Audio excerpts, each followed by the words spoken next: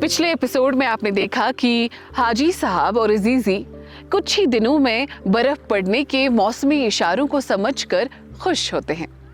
सुबह सवेरे हाजी साहब अपनी नमाज खत्म ही करते हैं कि ज़ेब उन्हें नौशीन मुबारक करती है।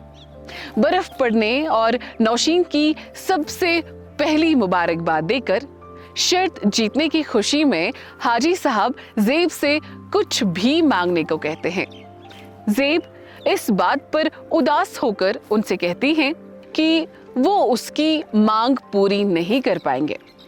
हाजी साहब ज़ेब का इशारा अच्छी तरह समझ जाते हैं कि वो क्या चाहती है और ज़ेब से वादा करते हैं कि अगर उन्हें अपनी ज़बां रखने के लिए कादिर को दिल्ली से वापस लाने खुद भी जाना पड़ा तो वो जाएंगे। पहली बर्फ की मुबारकबाद देने नूर मोहम्मद और मुक्ता भी आते हैं। नूर हाजी साहब से नसरीन के वालिद, जो कि खुद भी एक डॉक्टर होते हैं, सुबह सऊदी अरब से फ़ोन करके उन्हें बताया है नसरीन का हाथ कुछ और भी लोग मांग रहे हैं, इसलिए उनकी गुजारिश है कि अगले कुछ ही दिनों में वो उन्हें जवाब दे दें। हाजी साहब अपने दर्द का इजहार करते हुए बताते हैं कि उन्होंने निसार को डॉक्टर इसलिए बनाया था ताकि वो इस पेशे से अपने लोगों की खिदमत करे, ना कि इसलिए कि वो दौलत की लालच में शादी कर दूसरे मुल्क में बस जाए।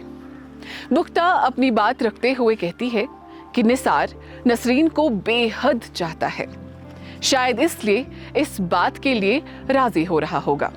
हाजी साहब का कहना भी बिल्कुल दुरुस्त होता है कि अगर निसार उससे चाहता है तो वो भी तो उससे चाहती होगी, फिर ऐसे में वो खुद अपने माँ बाप से बात क्यों नहीं करती।